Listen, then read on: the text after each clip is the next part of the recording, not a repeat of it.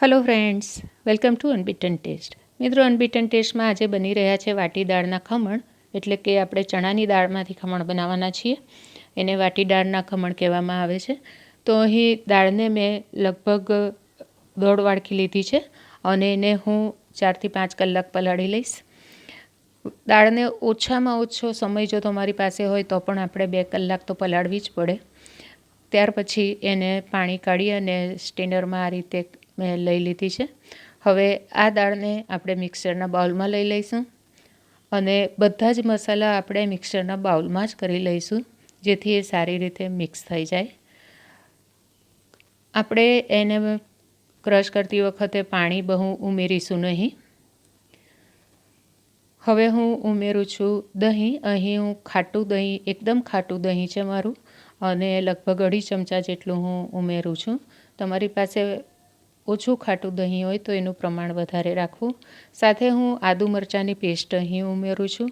જો તમારી પાસે આખા મરચાં હોય તો આખા મરચાં અને આદુના ઝીણા ટુકડા કરીને ઉમેરી લેવા. હવે આપણે ઉમેરીએ છીએ સ્વાદ પ્રમાણે મીઠું,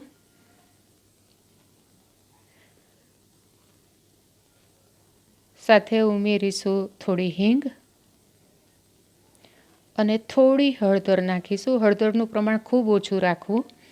ઘણા લોકો અહીં ખાંડ પણ ઉમેરતા હોય છે, પરંતુ અમારા ઘરમાં ખાંડ ખમણમાં પસંદ નથી કરતા, તો મેં નથી ઉમેરી.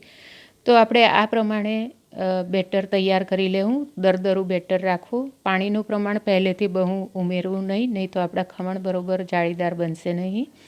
હવે આ બેટરને એક વાસણમાં કાઢી લઈશું અને લગભગ 1.5 ચમચી જેટલી ઈનો પાવડર મેં લીધો છે અને એની અંદર હું લગભગ 2 થી 2.5 ચમચા જેટલું પાણી એડ કરું છું.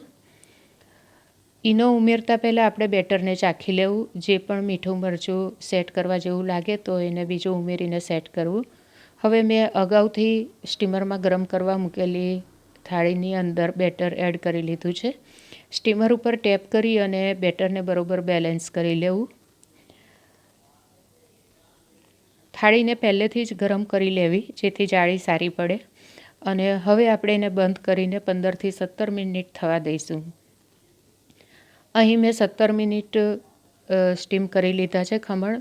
તમે જોઈ શકો છો કે ખમણ ચડી ગયા છે. એની નિશાની છે કે સાઈડમાંથી ખમણ ડીશને છોડી દે છે.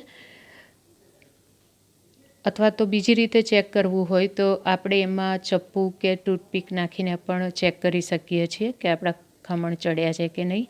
અહીં ખમણની પ્લેટ આપણે ઉલટી કરીશું તો ખમણ બેઠા બહાર આવશે.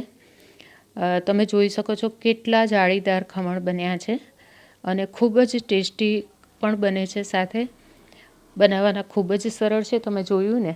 હવે આપણે એને કટ કરી લઈશું. કટ આપણે આપણી ઈચ્છા મુજબ સાઇઝ રાખીને કટ કરી શકીએ. અહીં મેં કટ કરી લીધા છે ખમણ. તમે જોઈ શકો છો એકદમ જાળીદાર બહારના ખમણ હોય એટલા જ સરસ બન્યા છે. હવે આ ખમણને આપણે એક મોટા વાસણની અંદર લઈ લઈશું. ખમણના ટુકડા નાના મોટા રાખવા તમારી ઈચ્છા મુજબ છે. તો અહીં મેં મીડિયમ સાઇઝના ટુકડા કટ કરી લીધા છે. વાસણ મોટું રાખવું, જેથી આપણે એમાં વઘાર રેડીએ તો મિક્સ કરતાં આપણને ફાવે.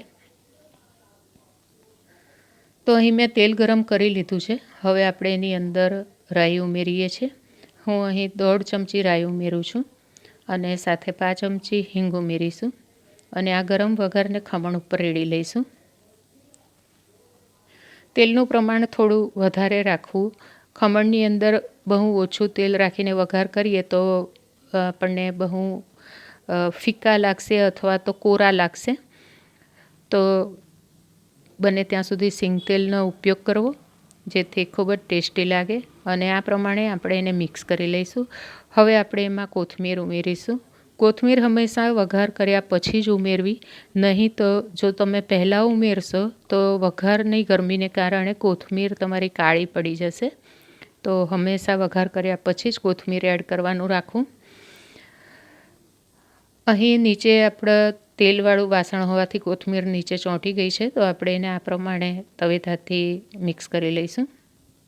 હવે સર્વિંગ ડીશમાં કાઢી લઈશું. તો છે ને એકદમ ટેમ્પટિંગ, ખૂબ જ સરળ અને એકદમ ટેસ્ટી બને એવા વાટીદાળના ખમણ છે. જરૂર એકવાર ટ્રાય કરવા જેવી રેસીપી છે. ખૂબ જ સરળ છે મિત્રો. ખાલી તમારે ધ્યાન રાખવાનું છે કે પાણીનું પ્રમાણ અહીં બહુ વધુ ન પડી જાય, નહીં તો તમારા ખમણ ફૂલ્યા પછી પાછા બેસી જશે. જો મિત્રો રેસીપી પસંદ આવી હોય તો લાઇક, શેર અને સબસ્ક્રાઈબ જરૂરથી કરજો અને મિત્રોમાં શેર પણ કરજો. તો ફરી મળીશું આવી જ કોઈ મસ્ત વાનગી સાથે. ત્યાં સુધી ટેક કેર. Bye bye.